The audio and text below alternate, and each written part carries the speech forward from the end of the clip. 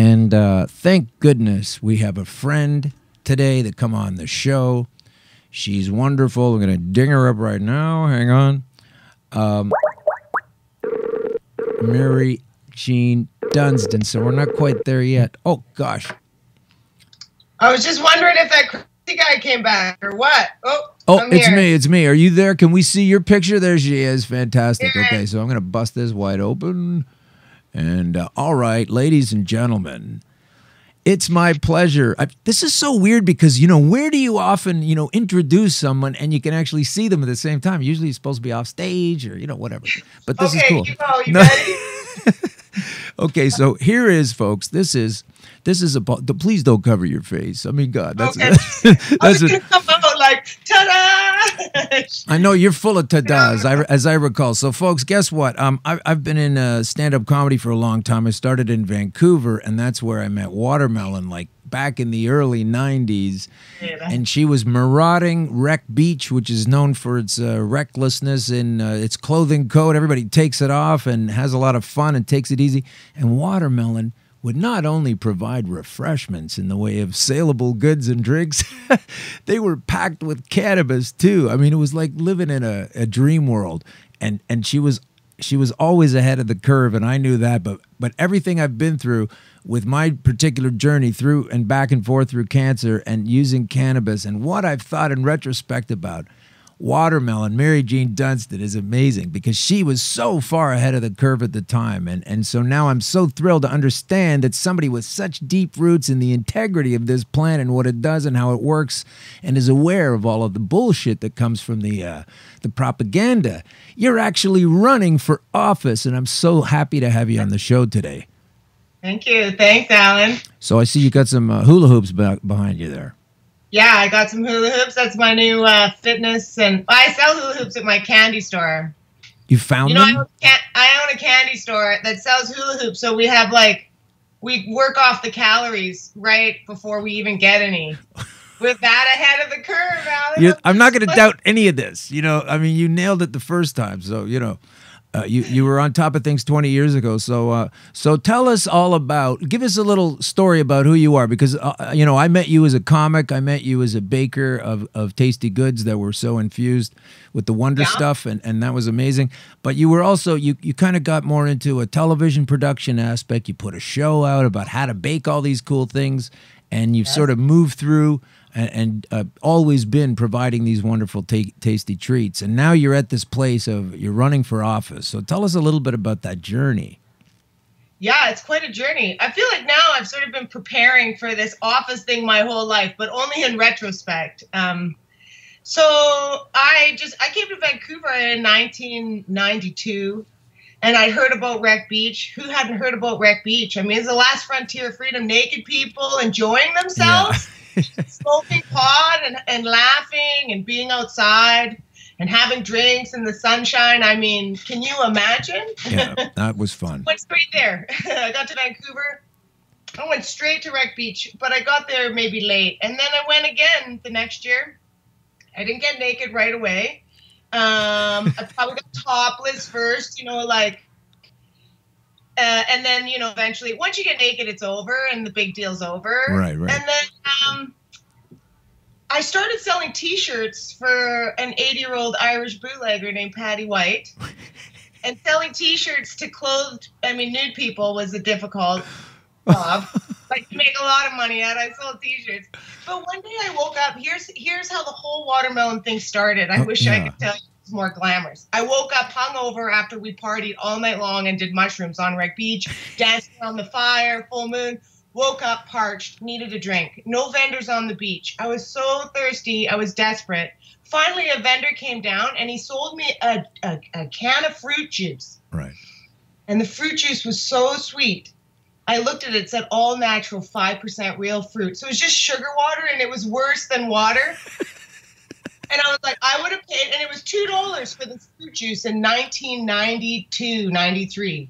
I would have paid $2 for an apple. So the very next day, I went to the grocery store. I bought apples, oranges, watermelons, mangoes, and honeydew. And I walked down to Wreck Beach, and I sold every piece of fruit I brought that day. And I made $80. $80. That's a good haul for the day back then, huh? On my first day, 18 years old, first day working for myself, I made $80 profit. It's really hard to turn back after you learn to work for yourself. And by the time I was 25, I'd worked so much. I've been self-employed since I was 25 now. That's selling amazing. watermelon and paw cookies on Wreck Beach. Eventually, I branched into paw cookies. I had this rehydration, dehydration program going on that really worked out. And I retired after 22 years of service in 2015 from Wreck Beach. Well, what's the rehydration, dehydration? Tell us a little bit about that methodology. Dehydrating, paw cookies, and watermelon rehydrating, you see? Oh, I see now, yeah. Okay, I just wanted to hear a little bit of an elaboration because it's fun to listen to. So that's amazing. So now you're I'm sorry, go ahead. That was my journey through the nude beach, where also, I don't know, in 2001, September 8th, 2001, 3 days before the big 911 happened, I was arrested for the first time for allegedly trafficking ginger snap cookies. And if you've never been arrested before, I mean, hey, what are you in for? Ginger snap cookies. Yeah, exactly. That's so harsh. It was pretty harsh. I was arrested many times for allegedly trafficking ginger snap cookies. I don't know if you know, but I had 3 provincial trials. 3. No. 1, 2, 3. And 3 provincial acquittals. I took a hat trick in our Canadian provincial courts. For selling cookies. Yes, I was charged with allegedly trafficking ginger snap cookies. I had probably 6 counts in total, 3 different trials, and my lawyer, John Conroy, knocked every one of those out of the park. Oh, John Conroy, yeah. We got to get him on. I know who he is. We got to get him on sometime. He's a brilliant man from everything I've read. Exactly. Yeah. He is a wonderful man, a very clever man. But let me say this. Before my arrest, I was just this happy girl, selling pot cookies, working on the clothing optional beach. After my arrest, I'm nationally branded, and now I'm selling more pot cookies than ever. So thanks, Canada. Yeah, that's the thing. When they try, this is a basic fundamental principle. When they try to, and when I say the overlords, right? When they try to limit things down to that, they create this black market by saying the way that they're trying to legalize it in certain ways where they still control it. Like it's a blueprint for keeping the illegality about it existing. I mean, this thing is ridiculous that it even gets to this level. But it's all a perception, right? So you obviously don't have that problem. Cannabis has been legal in my mind for 20 years. Yeah. And Yeah. And then you get to everybody else to catch up. You get to the Parker ruling and everything. So tell us about this election that you're running in soon. And when is that? And what's the party? And what are you going to do? And what are you going to bring to the people? Well, I got to tell you, Alan, it's the perfect storm right now because it is a by-election. And a by-election, they don't come around very often. That one of our city council members left to join the NDP, who's now our provincial government, to be the chief of staff, and we have 1 open seat. So the by-election becomes a perfect storm because we've created a new party called Sensible Vancouver, born of Sensible BC. Sensible BC started campaigning before Justin Trudeau came out and said he was going to legalize cannabis. They were campaigning for a referendum on the decriminalization of cannabis and probably got over 140,000 signatures in the province. So we've since transferred our party called Sensible Vancouver, and we are vying for this open seat on city council because cannabis is going to be legalized, so we're told, for recreational use. And we want to be on city council because how can you meaningfully talk about cannabis regulation and going forward if you don't have somebody like me on your panel? I'm Switzerland, right? You can't. It's like talking about sex worker advocacy and not having a sex worker on the panel, right? Yeah. You can't meaningfully talk about it. Now, I have intimate knowledge of the cannabis community. I have access to the cannabis community. I know the pitfalls. So they need me on city council while they figure out the regulations. Otherwise, my theory is you're a captain about to set sail with mutiny on the horizon. Are you with me? If you don't meaningfully integrate the craft cannabis players that exist today in retail and growing, these people there will be mutiny because cannabis has been illegal forever. So how can any of us be anything but criminals, right? So when they talk about criminals, it's a wonderful narrative that they're using. But these people have been around. Cannabis, the legalization of cannabis isn't a benevolent gift from our overlords. We fought for it. We fought for it. So this idea of handing it off to our prohibitionists is absolutely unacceptable to us. Yeah. And I think actually Mark Emery said it quite clearly in these Ottawa lectures we just had. Yeah. How they made this illegal was they put it as a Schedule I drug. You meaningfully want to legalize cannabis, you take cannabis out of that Schedule I drug. But the problem, if they do that, all their power crumbles to the ground. Well, that's the whole reason, is all their power goes to, listen, you've seen this, you bring up a great point. I was hitting on it in the show later on, and maybe now I don't need to, but I will anyway. It's that the whole thing about transitioning from the way we arrest you now for using cannabis, we're going to make up a bunch of new rules, and then this will be how we arrest you later, and it's just a transition going on. But what happens? They say, we need to consider the children, and they kind of use that as it's an umbrella term that doesn't really mean anything, because they come up with other results that do affect and damage and hinder children at the same time. But the children of cannabis users, do you not have to protect those children? What exactly. What about the children with cancer? Do you not have? It's a very small group of children they're pretending to protect. But first they go right to they go, well, okay, well, yeah, but there's all that is valid, but we've got to make sure how the police are going to be okay with this.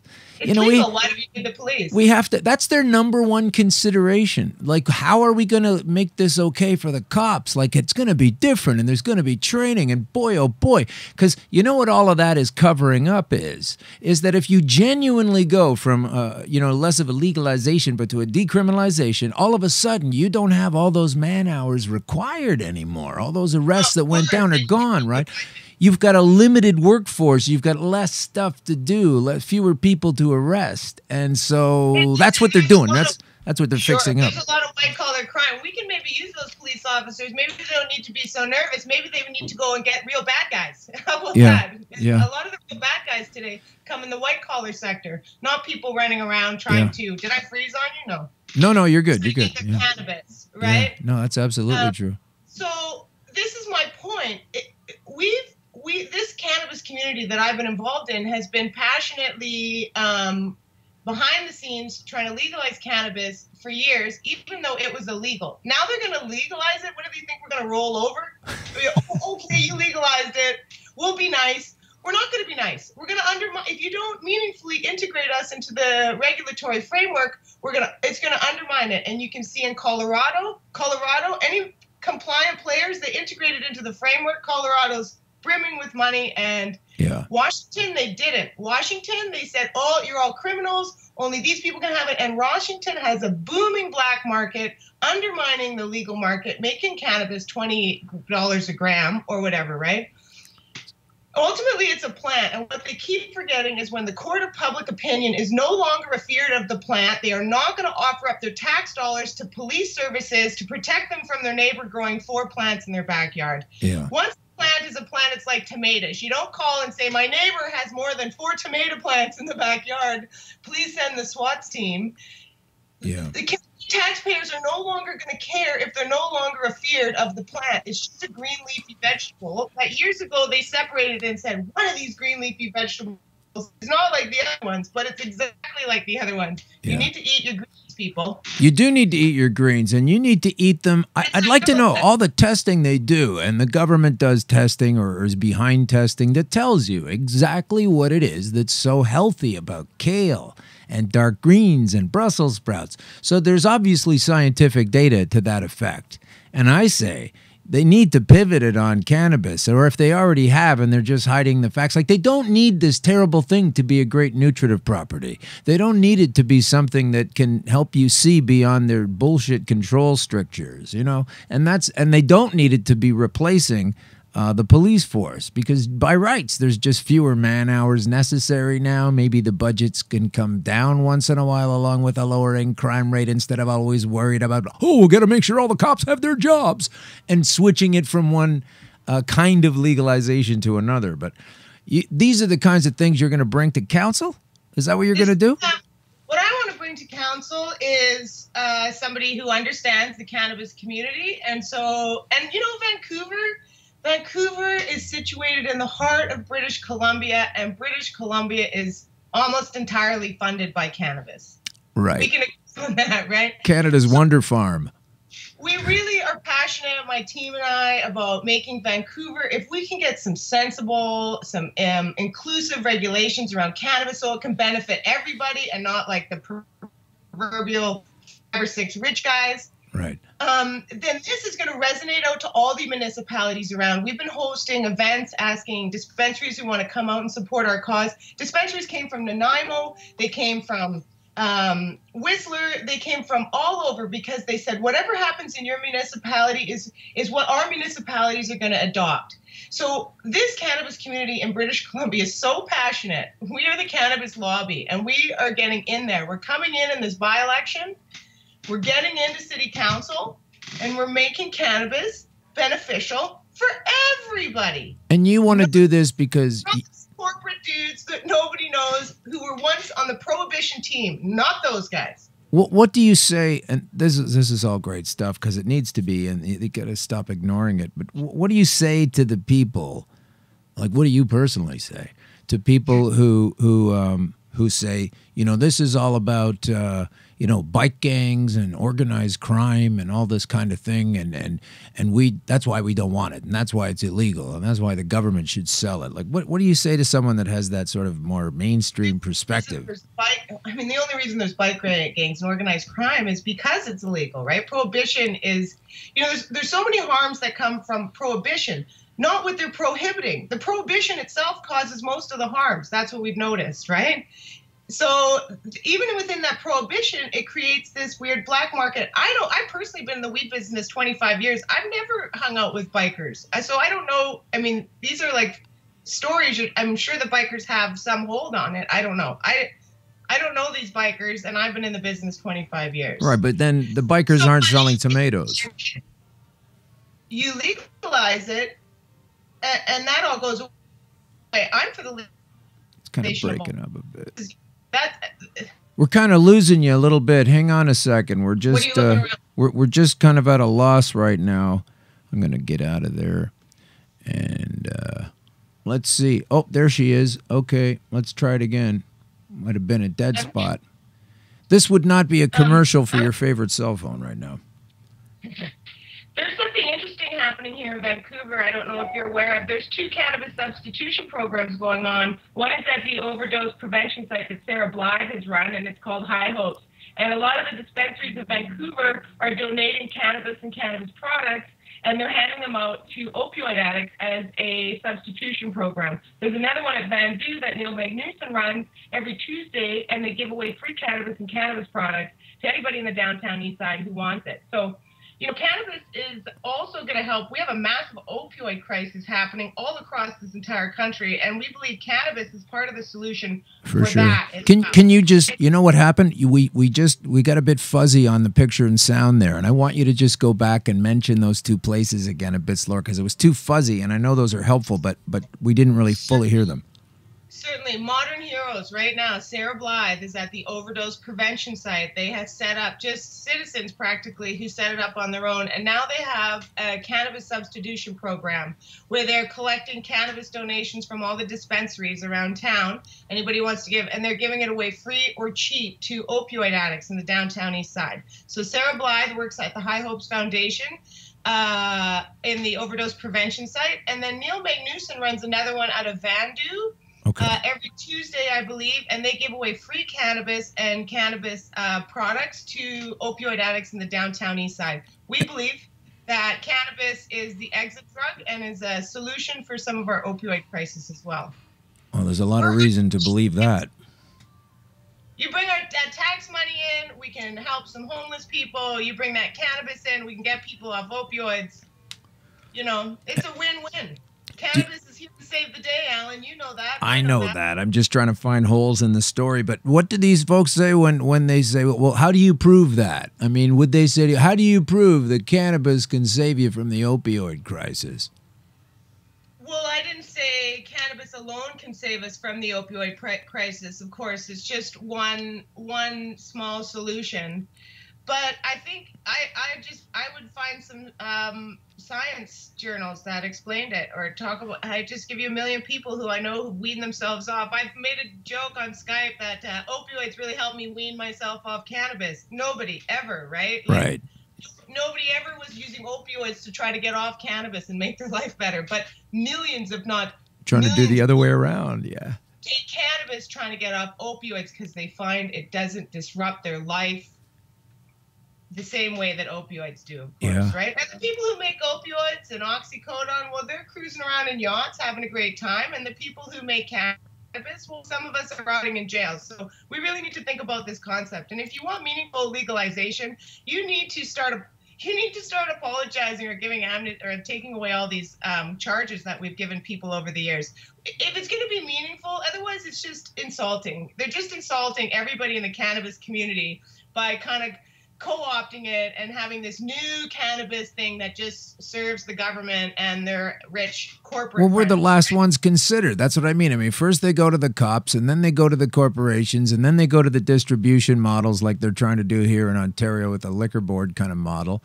And the last people they talk to are the folks that actually use it for, that know what they're talking about, like yourself. You're the last person they're going to talk to. That's why it's great that you're going to get on council. So vote for vote watermelon, right? Hashtag vote watermelon. Vote watermelon, or you can go to votewatermelon.ca, or you can go to Sensible Vancouver, which I believe is .ca, and also on Facebook.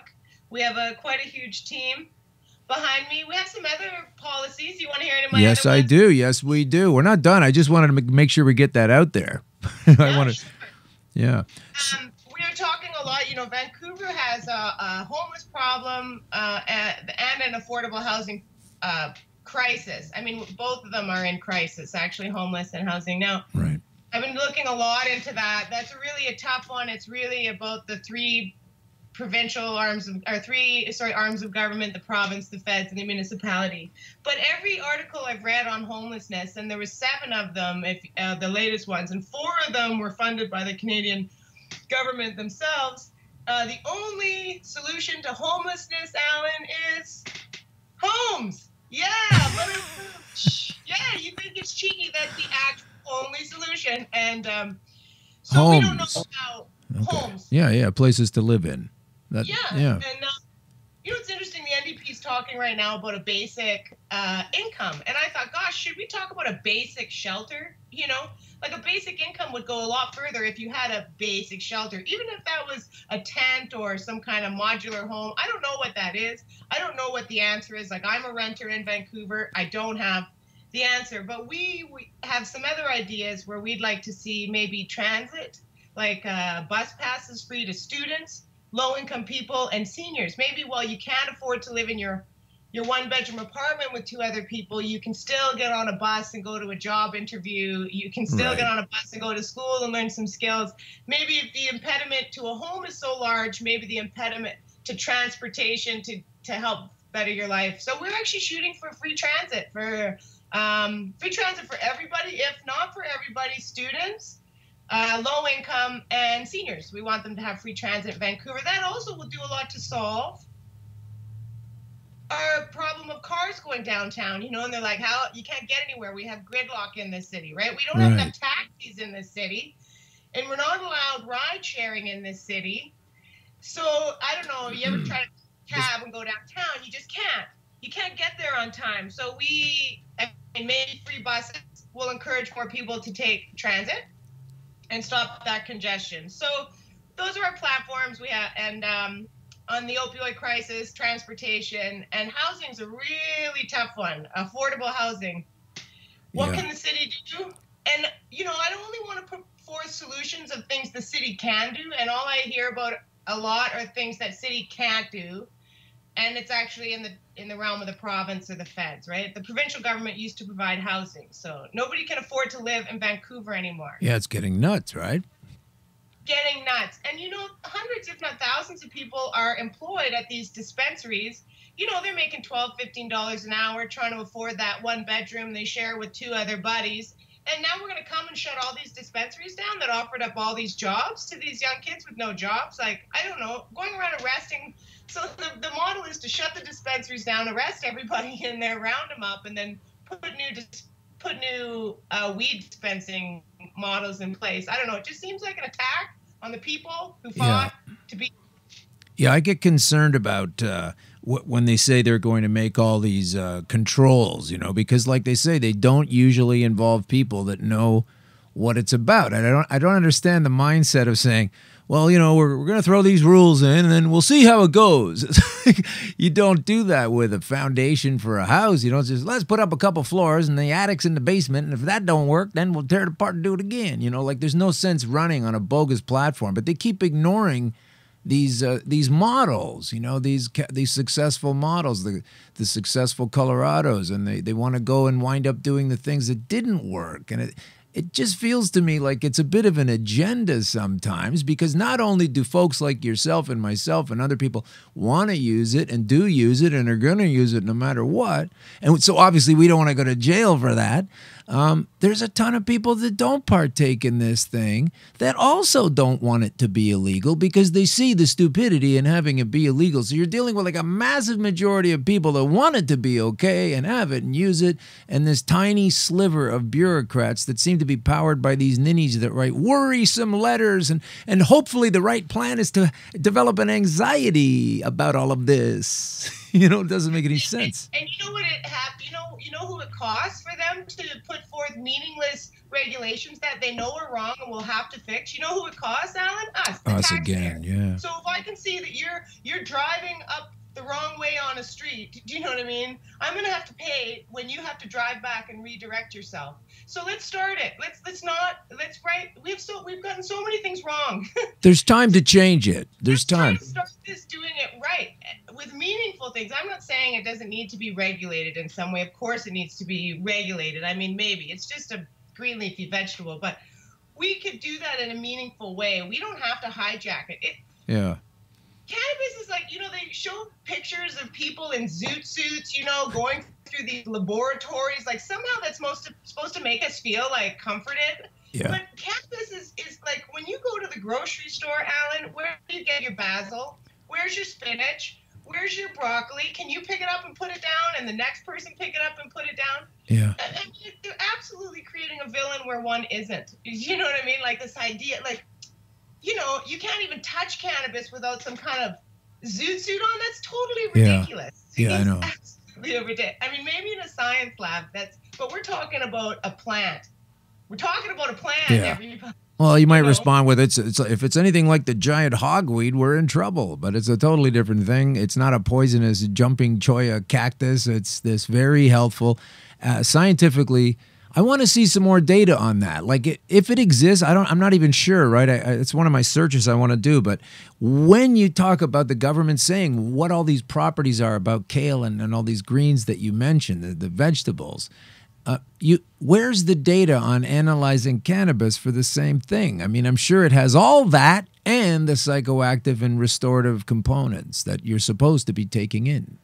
There is some data on that. In fact, one of the most beneficial ways, probably in the future, to consume cannabis would be to juice it a lot like wheatgrass. Yeah. The problem is right now, where would you get a whole bunch of little sprouts of cannabis you could mow down and juice, right? Well, that would be illegal to be that healthy. I mean, once it's legal, I bet you see something like a wheatgrass bar because it's got all the chlorophyll and all those riboflavins and whatever, all those other good nutrients that are in there. I'm not a scientist. But cannabis is a green leafy vegetable. We forget that. You could just use cannabis in your, like in food. But how much would you need, seriously? How much would you need in the way of plants to be able to sustain? And I totally agree with you. This is the link to the healthcare costs plummeting. If you get a mother who's breastfeeding a baby while she's consuming the vegetable in the juice form, and you can juice it down, you can make ice cubes out of it and throw it in a smoothie later, whatever. And if that's part of your nutritive intake, all of a sudden your CB1 and 2 receptors are not wanting the cannabis. They're just just processing it like they're supposed to. And instead of denying yourself that nutritive compound from the get-go, that's why, how come you get diabetes? That's why you develop cancer. All these things, we're just not powered up enough. It's like advocating the absence of vitamin B12. Oh God, if you're a vegan, you better get on that. You got to figure it out. If you're a vegan, you got to take a supplement or something. And if you eat meat, you get it in a different way. But imagine promoting the absence of B12. That's just a crutch, that B12. You're using that B12 to have energy, and you are cheating, and you are depending on this secret. That's how nuts it is You about only get cannabis. that B12 in a lab. Yeah. $30,000. You're like, This is the denial of the nutrient. our health, if you look at, health, it seems to be everybody's in chronic, illnesses seem to be chronic and chronic inflammation, like it's ongoing. Cannabis can make chronic happiness. Man, people forget that cannabis makes you happy too. When I smoke cannabis or consume cannabis, it brings me a great sense of euphoria and joy. That in itself is medicine. When you're happy, when you're laughing, when you're calm, medicino, man, that is the best medicine ever. It is, it's but the best medicine. Why do you think we got into comedy? I mean, we've been healers the whole time. Yeah. Well, it is the best medicine, but I think that's one of the reasons that they kind of sit on it. Maybe we have chronic inflammation and chronic illness in our communities now because we turned away from things like cannabis, because we got so sidetracked. We got to get back on track. Well, life can't be about being chronically inflamed your whole life. You got to start with nutrients. Yeah, those are the nutrients. Well, I'm so glad that you came on the show today, and I hope you'll come on another time. And because I know you're going to be busy. I know you're going to get busier because you're going to go from a candidate to an actual, what are you going to be, a counselor? Or is that what it is? Counselor? It would be city councilor. City council. My father was city councilor in Kamloops. I came from a military background, so it was, I worked on the nude beach and sold the pot cookies, but my father, I was a military brat. We moved from a military base to military base growing up. My father was a Top Gun fighter pilot, like Tom Cruise in the movie. And he was also city councilor. So I think I come by this aspiration honestly. Well, I think that's cool. And he ran for mayor. So you're aware of the Green Veterans then, I guess, the organization that affiliates with cannabis use, as a remedy. They've had their prescription cut down from the 10 grams or whatever a day to 3 grams or something. Have you heard about this group? I've heard about this group. My father's since passed and was not as big of legalized or proponent of cannabis as myself, but I've heard about this group. But I heard that they are also one of the only groups that get their cannabis subsidized by the Canadian government. Is that not true? I don't know exactly how that works. I'm wondering about this medical. I don't know how much, we're probably running out of time, but if we have socialized medicine in Canada, then eventually those people with serious medical need, will Canada not have to subsidize their cannabis at some point, the same way they subsidize their pharmaceutical drugs? Yeah, I think that would definitely make sense. Yeah, I think that makes sense that would have to be the case, and I'm sure a lot of folks don't really want to change the way things are, and that's why things take as long as they do to change.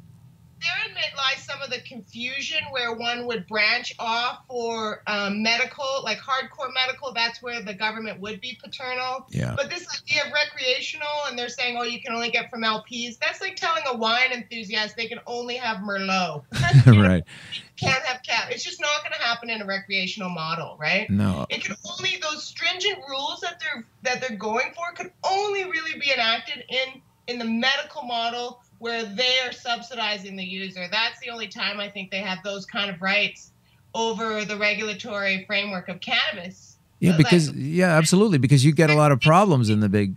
Win, right? Well, may the best, once cannabis has been tested for pesticides, may the best grower win. And wine's like that, That's true. You pay more for one coffee than another coffee. People who have single source origin coffee beans, people who produce stuff, there's a varying degree of what you pay for wine, for coffee, specialty tobaccos. I don't know. It's called the free market, and they so often promote the free market. Oh, let the free market take reign. Unless it's this thing over here that we want to just take over. But ultimately, anybody can go open up a winery. It doesn't mean they're going to make good wine, and it doesn't mean they're going to get a big label on it. I don't care how rich you are, right? Some people have a green thumb, and some people don't. So whoever makes the best cannabis should be the winner. Yeah. And whoever develops the best rapport with their clients should be the winner retailer, right? Those are the winners. The best grower should be the winner, and the best retailers who listen to their clients should be the winners there. Sounds like democracy. Out of it. Oh, yeah, sorry about that. No, I'm saying it sounds like democracy. This is like a beautiful thing. This is another reason, like it's such a great model for a democratic run. It can be such a great economic model if it's done properly. It is such a helpful property. And I think what all these people are doing that are trying to prevent it or are against it is, when you shake it all out at the end of the day, they've been on the wrong fucking side of history since this thing spun around, you know? And it's like, you have to eat your words at some point. If we let it go to the point where, you know, I want to see it in mother's milk, you know what I mean? I want to see it coming into the human body from the get-go like it's supposed to be. And then you're going to see a plummeting, I think. Like medical situations will be reduced to, you know, fixing up people through surgery and accidents as opposed to these lingering illnesses. That we're all just arriving at a place of poor health from not taking in this one nutrient. Imagine if you just had a fight and a war on against having a vitamin C your whole life. You're going to develop some problems. And now you're in trouble because you're going to an orange lounge where we sit around and eat bits of grapefruit away from the cops because, you know, we're cheating and we're getting ourselves into better health with this thing, this crutch, this vitamin C. It's another pamplemousse lounge been busted by the cops. You know what I mean? That's how nuts it is to me. It sounds nuts to them. One day they'll realize they were on the wrong side of history, and we already know we're on the right side. Me and you. You're alive. Yeah, I'm alive. I'm still alive. Thanks. To tell that tale. Thanks very much. And I hope we're alive to see the day when the medical model is reduced to surgeries and fixing people up from accidents. I really want to be alive to see that. That's all awareness. That's all it is. And we're trying to bring that awareness, both new developments and hidden and suppressed informations from the past. So that's what we're doing on the show. That's why you're on the show. And I'm so glad you'll come back again. And good luck, and maybe we'll talk to you. When is the election, by the way? Just tell us that on the way election, out. Thank you. October 14th is the actual election day. There'll be 50 different places around town to vote. But October 4th and 10th, if you're a cannabis enthusiast, October 4th and 10th, you can vote only at City Hall. And we encourage the cannabis hardcore enthusiasts to pre-vote so they can spend election day encouraging their friends to vote. That's our plan. That's so great. Vote Watermelon, hashtag Vote Watermelon. Check that out on Twitter, and let's put Watermelon into the councilor's seat and see what happens. This is really good news. Thanks for coming on the show.